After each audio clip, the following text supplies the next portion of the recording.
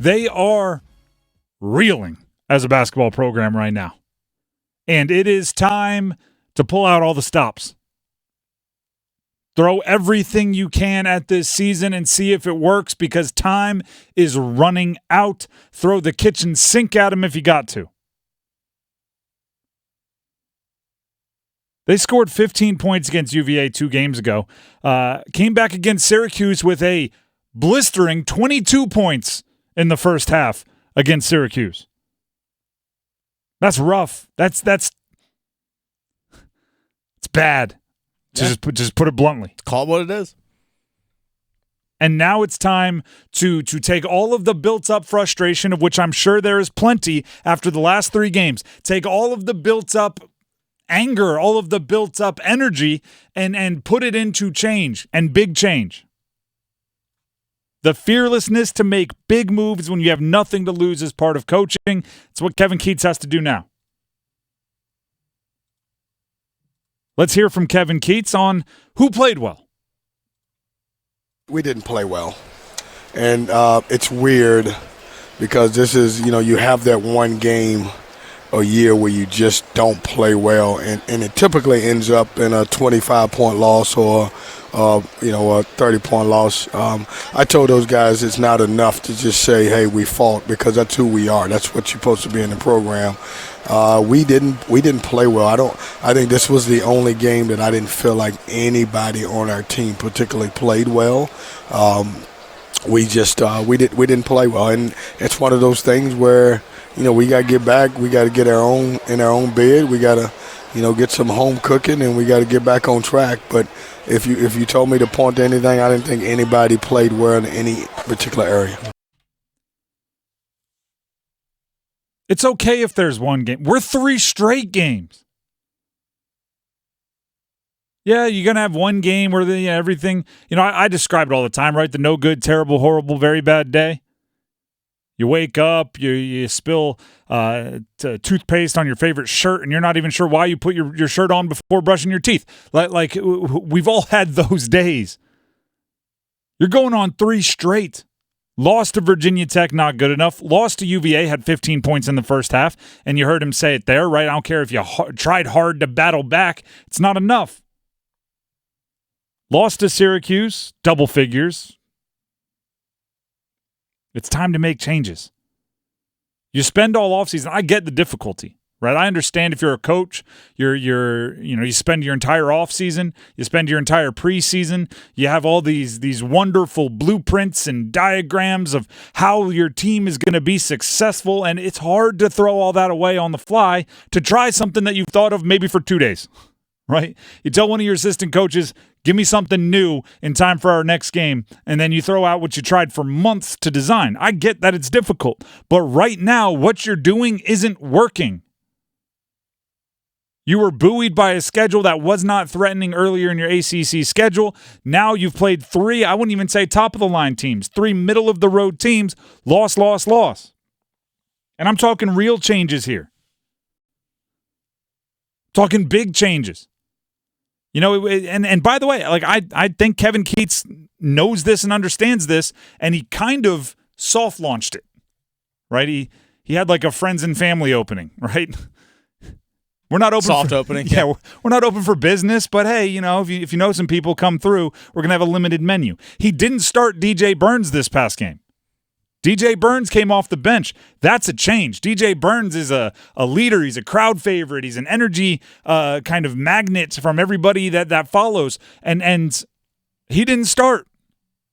Ben Middlebrooks, Mo Diarra, they were in the starting lineup. But the thing is, that's the only thing that changed. DJ Burns still played 28 minutes. Diarra and Middlebrooks each played 12 minutes.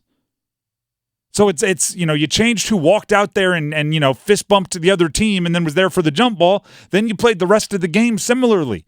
That is window dressing different, right? That is where you reorganized items on the shelf, but you have the same ingredients different. I'm not sure if minimizing DJ Burns' role is the move, but whatever the move is, has to be a real move. Maybe it is shrinking your rotation to 6. And I mean, whoever's out is out, right? Maybe it is Mo Diarra is going to play a ton of minutes. Maybe it is you're playing more through the youngster Dennis Parker Jr., who, by the way, came off the bench also and didn't play as many minutes as we've seen. Maybe it's O'Connell getting more time, although he wasn't very good. Maybe it's all those guys getting absolutely no time. All I'm saying is, I don't know if this was everybody else's like 8th grade public speaking, but you start your speech with the definition, right? And Webster Dictionary defines blank blank as blank blank blank, and that's how you start your little persuasive argument. Webster's Dictionary describes insanity as doing the same thing over and over and expecting different results. Well, the results have been bad enough now for 3 straight games that it's time to change something. Do you know the last time NC State won was that game against Wake Forest where Kevin Keatts was ejected? There were 4 technicals in the last 2 or 3 minutes, whatever it was. And Kevin Keatts, after the game, stood at the podium and said, like, no one's ever going to question our toughness again. 2 of the next 3 games, they scored 22 or less in the first half. I'm not saying it's a toughness issue. I'm saying it's an issue. Something has to change. Bottle up the disappointment and then direct it towards the adjustments you're going to make. Here's Kevin Keatts explaining his disappointment after the game.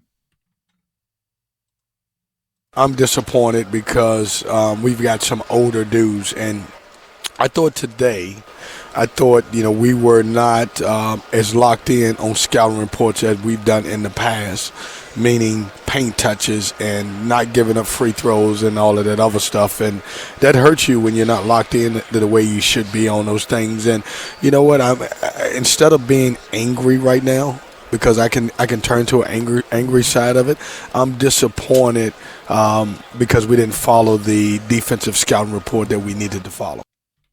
Anger, disappointment, frustration, sadness, whatever you want to call the emotion, it has to lead to something better, right? Like whatever you call the emotion, again, basketball players, they run so darn much and their games are more often, so you can't really do this. But I can tell you as a former football player, you play 3 games like that, you show up on Sunday after the Saturday game, and there are headlines and press clippings in the squat racks. And there's some weight moving that day because everyone is bottling up whatever that emotion was that led you to those 3 losses, and you are channeling it towards those weights, channeling it towards trying to be better. Basketball, got to keep a little bit more lean, a little bit more sinewy muscles, so maybe you're not on the squat racks. But, at practice, it's got to be something, stair steps, I don't know. Hit every step up and down 3 or 4 times in PNC. You do what you got. You do what you got to do. I'll take the squat rack over that. Oh, 100%. But their basketball, their cardio. Yeah, it's it's different. Quarterbacks, we never ran. We used to get the GPS readings, and it'd be like, "Did you practice today? You traveled no distance." I'm like, well, we go 3 or 4 steps backwards occasionally. My point is, if they look the same, if they look like they're trying to do the same over their next 2 or 3 games, right? Then what are we doing here, right? You got to try something. Push them, pull them, do something. Then, like, give me some kind of effort here.